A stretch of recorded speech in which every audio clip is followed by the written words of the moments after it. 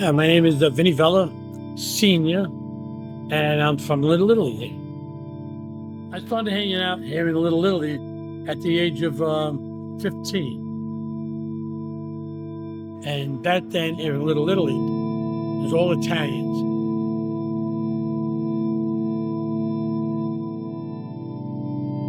Now, the whole neighborhood has changed. It's no longer there. It's no longer there.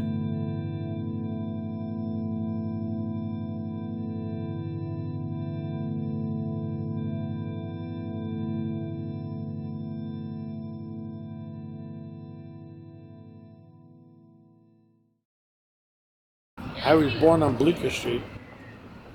I've been on Elizabeth Street 30 years, maybe more, maybe 35. Yeah, I've been here quite a while. I used to hang out in this neighborhood as a kid. So around here, they used to tell me, go back to the west side. Kids on the west side used to tell me, go back to the east side. Nobody knew where the hell I was from. But my father had a fish market here on my street, 41 years. Hey, Ben, did you go to acting school? Yeah, I went to Mulberry School of Acting. Yeah, it was very good, you know, especially in the Wise Guy films. You know, I seem to do very good with those films, you know. Yeah, I've been in about 62 movies. A lot of them were like independent films, and you know, a lot of them didn't go anywhere. But the ones that I hit, I done a lot of movies that hit the big screen, like Casino, Sopranos, Ghost Dog with Forrest Whitaker, Coffee and Cigarettes with Jim Jarmusch, Find Me Guilty with, as I say, Vin Diesel, that one. Analyze This, Analyze That, Donnie Brasco, Copland, Witness to the Mob, John Gotti Story, TV, I've done Law and Order, Feds, commercials, I've done like ESPN. I've done about over 40 spots for ESPN, 40 different commercials. I feel good about what I do because growing up I used to see all these wise guys, you know, punching people out and threatening them and putting their fingers in their face and this and that, and then who got shot and who got stabbed. And I remember one guy got stabbed in the face. Cop came and said, anybody see what happened? Somebody said, yeah. Somebody said he accidentally stabbed himself in the back a few times. Cop said, take a freaking walk. Casino was the movie that put me over the hump. I just loved doing it and loved my part. And I got such great exposure and recognition from that. I'll tell you a little story. Martin Scorsese's mother used to live in the same apartment that I'm moving into. Isn't that a coincidence? Not only that, her very first movie that she did was Who's That Knocking at My Door? A lot of people think it was Mean Streets. That it wasn't. It was Who's That Knocking at My Door? It was Martin Scorsese's first short film that he made. And in that film, in that movie, she had 3 daughters. And one of those daughters is today my wife. And then her very last movie that she did was Casino. And I was her son. And I'm living in the same building where she used to live.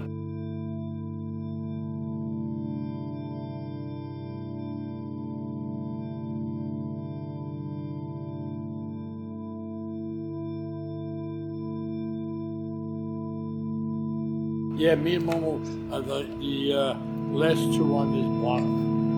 And I don't know if anybody else is on this block, but not as long as Momo. Momo's been here since the Indians stole Manhattan, you know. And he'll be here when they sell it back to him, you know. Actually, I didn't actually hang out with anybody. I used to hang out like just on the block alone, you know, just looking at all these beautiful women coming in here and playing Italian music, and I used to get them to dance. And Momo's a hell of a dancer.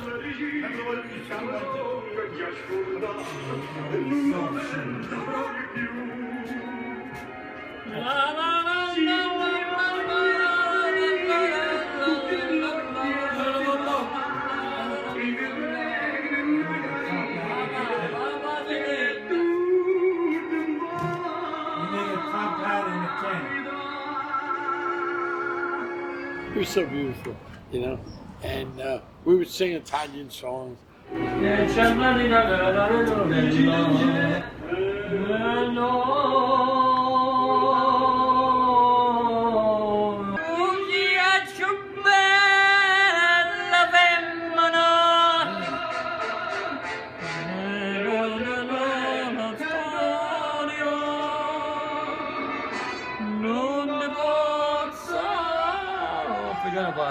That's the hard part. You gotta hit that high note. Yeah, hit the high note.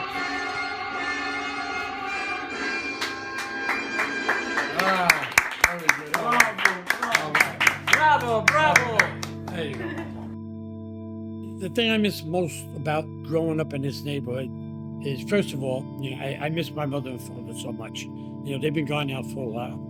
And even though my mother used to beat the shit out of me all the time, that's another story. But my father was a gem. My father was a gem. But you know, sometimes you don't realize what you have until you lose it. But I miss my mother and father so much. That's what I miss. I miss the most my parents and the way the neighborhood looked at that time. The old tenement buildings and the push carts on the street and the candy stores and the social clubs. The newspaper stand. It was just so beautiful back then. You know, now, I don't know. It's very commercialized now, you know. Now it's all restaurants, money. And now it's all these shops where they sell. Back then, dresses were like $10 for ladies or $14. Now they're like $1,400, $2,400, you know. So that chased a lot of people out of this neighborhood. You know, people that will live in rent control, rent stabilized, they're buying them out and getting them out of here. Boy, if I could just start all over again. Man, there were so many things I would change.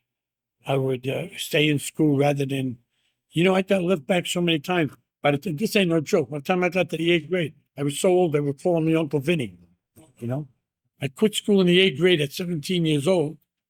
And I quit with a 3rd grade reading level. But now I know how to read and write, you know.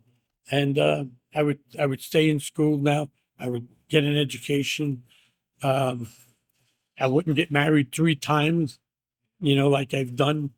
First of all, I didn't go to school because, you know, I didn't like school. There was all nuns and they used to beat the hell out of me with hangers. And I was always a class clown, you know.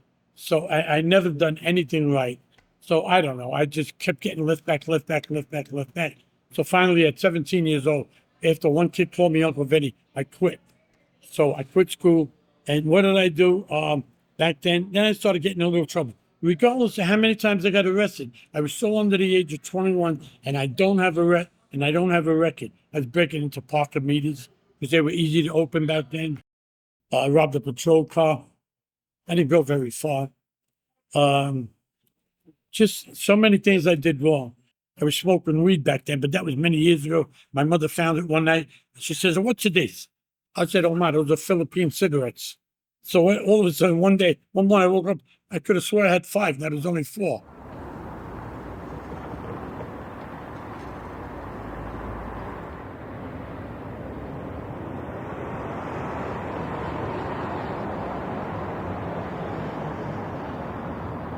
Yeah, I don't want to wind up in jail.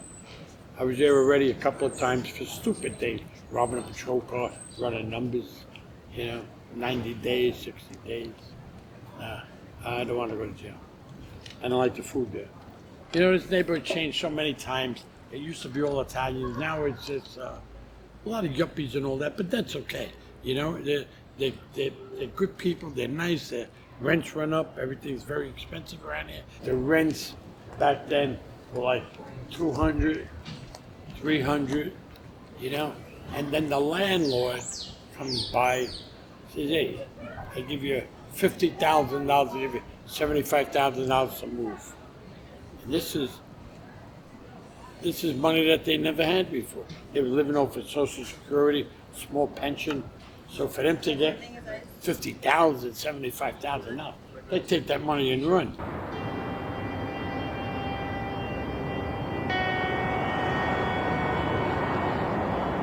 No matter who comes or who goes, It'll always be Little Italy. It'll never change. And neither will I. But you want to know something? I love life. I'm a nice guy. I stay away from trouble, and life is too short. Okay, Momo, we're gonna leave now. Thank you. Okay. Okay. Be a good boy.